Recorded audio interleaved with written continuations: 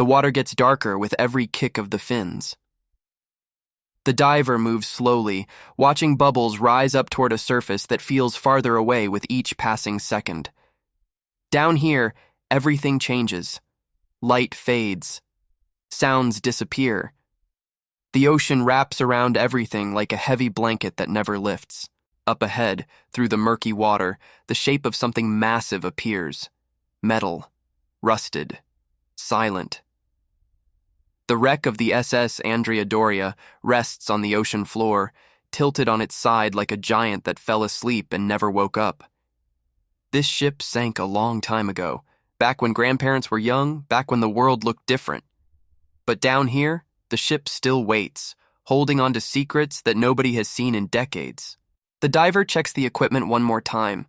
The air tank, the regulator, the gauges that show how much time is left before needing to go back up. The lights click on, cutting through the darkness like tiny suns. But even the brightest lights can only reach so far down here. Beyond their glow, there is only blackness, thick and heavy. Today, the plan is to explore the cargo hold of the SS Andrea Doria. Not many divers go there. It is one of the most dangerous parts of the wreck, tucked deep inside the ship where walls have collapsed and corridors have twisted into shapes they were never meant to be. The cargo hold is where the ship kept its things, boxes and crates full of items that were supposed to reach land but never did. Those things are still down there, buried under layers of rust and time. The diver knows the risks. This is not a place for mistakes. One wrong move, one moment of panic, and the ocean wins. But curiosity is a powerful thing. The cargo hold of the SS Andrea Doria has stories to tell, even if those stories come in whispers and shadows. Moving closer to the wreck, the diver finds an opening. A crack in the hull, wide enough to slip through but narrow enough to make the heart beat faster. This is the doorway into the ship's interior, the threshold between the world of light above and the world of darkness below. Taking a breath, the diver squeezes through the gap, careful not to snag any hoses or disturb the fragile metal. Inside, everything changes. The water feels heavier somehow, pressing in from all sides. The walls are closer. The ceiling hangs low, covered in rust and marine growth that looks like strange living paint.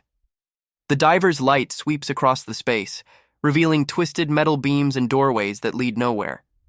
This is the belly of the ship, the hidden places where passengers never went, where only crew members walked when the ship was alive. The cargo hold of the SS Andrea Doria is just ahead. The diver moves carefully, one hand touching the wall for balance, the other holding the light steady. Every movement stirs up silt from the floor, tiny particles that float in the water like snow in a shaken snow globe. They swirl and dance in the beam of light, making it harder to see, turning the already dark space into something even more confusing. Then, the cargo hold opens up. It is bigger than expected, a vast chamber that stretches out in every direction. The ceiling disappears into shadow. The walls are far away, almost invisible in the darkness. This is a room designed to hold tons of cargo, stacked high, and secured for a journey across the ocean. But now it holds only remnants, pieces of things that once had purpose but now sit forgotten. The silence is overwhelming. Down here there are no sounds except for the rhythmic hiss of the regulator with each breath. No fish swim by, no currents flow through. It is as if the ocean itself has decided to hold its breath, to wait and watch what happens next. The diver pauses, listening to the quiet, feeling the weight of decades pressing down from above. Shining the light around, the diver spots objects scattered across the floor of the cargo hold. Wooden crates, broken open, their contents long since dissolved or scattered. Metal containers, rusted shut, their labels worn away by time and salt water. Pieces of machinery, unidentifiable now, reduced to shapes that hint at what they once were but refuse to reveal their full story. Each item is a puzzle piece, but the picture they form is incomplete. What were these things? Where were they going? Who was waiting for them when the ship docked? Those answers are gone, lost when the SS Andrea Doria went down. All that remains are these silent witnesses, resting in the cargo hold, guarding their secrets. The diver moves deeper into the space, swimming slowly over piles of debris. The light catches something shiny, a reflection that stands out against the dull browns and grays. Moving closer, the diver sees a piece of glass, maybe from a mirror or a window, wedged between two metal beams. It reflects the light back, creating a strange doubling effect that makes it hard to judge distances. For a moment, it looks like there are two divers, two lights, two realities overlapping in the same space. Shadows play tricks down here. A beam of light sweeps across a wall, and for just a second, it looks like something moved. But when the light comes back, there is nothing there, just more rust and metal, and the endless darkness that fills every corner of the cargo hold of the SS Andrea Doria. The mind starts to wonder, to fill in blanks with possibilities. Was that movement real? Or just the water shifting? The natural flow of currents too gentle to feel but strong enough to stir particles and create illusions? The diver presses on, ignoring the creeping feeling that comes with being so deep inside the wreck.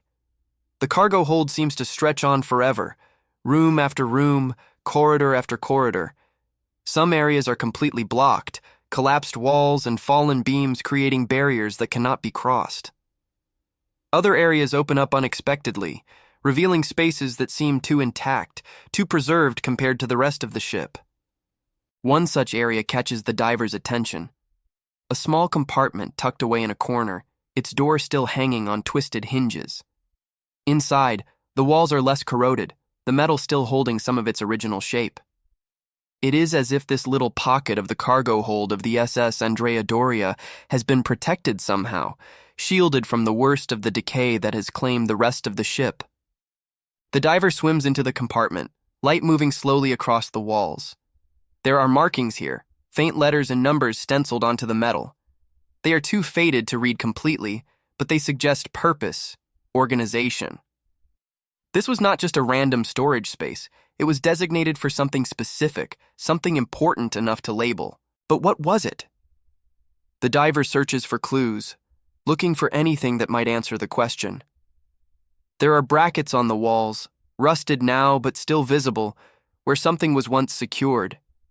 There are bolts in the floor, evenly spaced, suggesting shelving or equipment that has long since disappeared.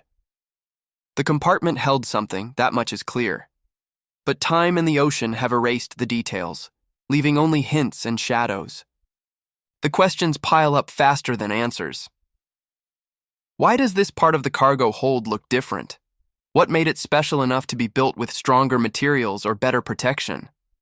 Was it planned that way from the beginning, or did something happen after the sinking that preserved this space while destroying others?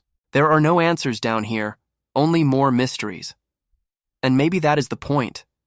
Maybe the cargo hold of the SS Andrea Doria is not meant to give up its secrets easily.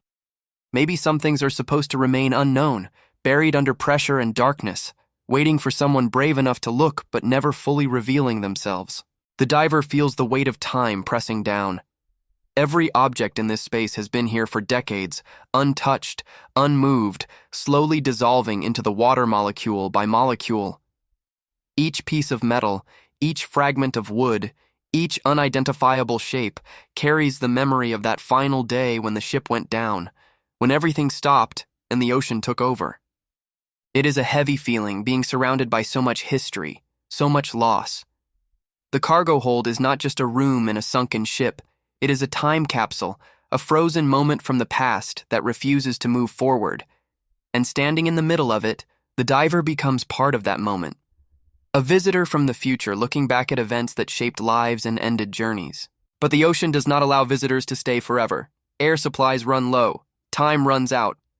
The diver knows that it is almost time to leave, to turn around and make the long journey back to the surface. But first, one last look around the cargo hold of the SS Andrea Doria, one final sweep of the light to capture the image in memory. The beam moves slowly across the space, illuminating corners that have not seen light in years. It catches the edges of crates, the curves of pipes, the straight lines of beams that once held everything together. And in that final sweep, there is the sense that something is still here, still watching, still waiting in the darkness beyond the reach of the light. It is not a frightening feeling exactly, more like a presence, a sense of the ship itself being aware, being alive in some way that is hard to explain. The SS Andrea Doria has become more than just metal and rust. It has become a place, a presence, something that exists in the space between what was and what is.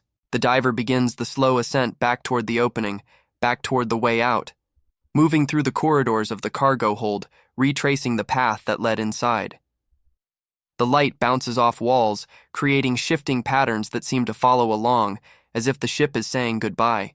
At the opening, the diver pauses and looks back one last time. The cargo hold of the SS Andrea Doria disappears into shadow, the darkness reclaiming the space as soon as the light moves away. And in that darkness, all the questions remain. What was stored here? Why are some areas better preserved than others? What stories would these objects tell if they could speak? Nobody knows. Maybe nobody will ever know. And maybe that is okay. Some mysteries are meant to stay mysteries. Some secrets are meant to stay secret. The ocean is good at keeping both. The diver squeezes back through the opening, emerging into the slightly lighter water outside the wreck. The difference is small but noticeable.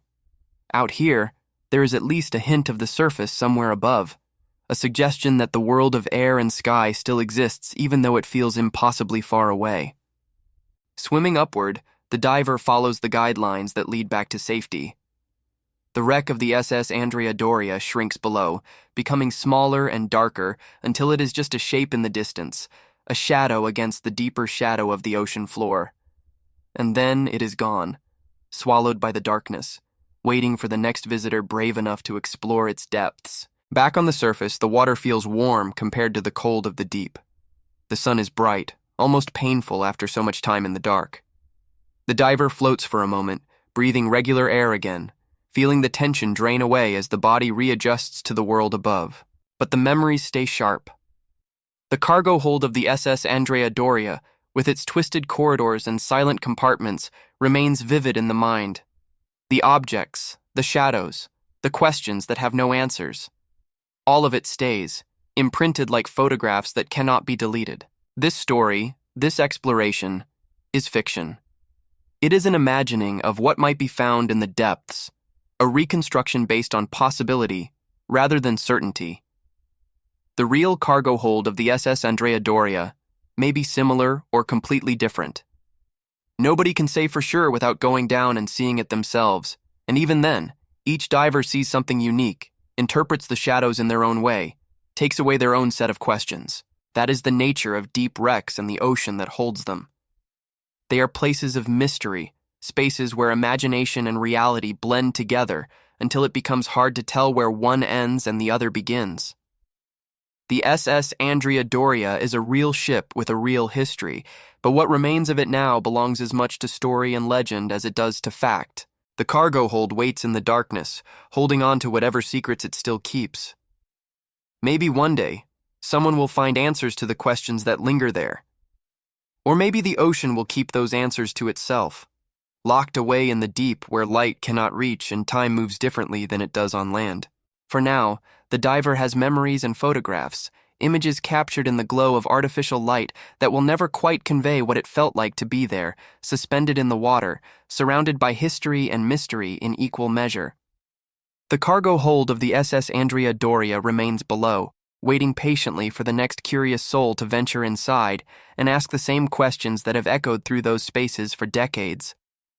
And the ocean continues its work, slowly reclaiming the ship piece by piece, molecule by molecule, until one day there may be nothing left but stories and memories of what once was. Until then, the wreck endures, a monument to a moment in time when everything changed, when a journey ended unexpectedly and the sea became a keeper of secrets. The diver knows this, knows that every dive into the cargo hold of the SS Andrea Doria is borrowed time, a brief glimpse into a world that is slowly disappearing. And that makes each moment more precious, each discovery more meaningful, even when those discoveries are questions rather than answers. So the story ends where it began, with a descent into darkness and a return to light, with more mysteries than solutions, with the understanding that some things are meant to remain hidden in the depths, where only the brave and the curious venture. The cargo hold keeps its secrets, the ocean keeps its watch, and the SS Andrea Doria rests on the bottom, silent and patient, waiting for the next chapter in its long, slow transformation from ship to legend.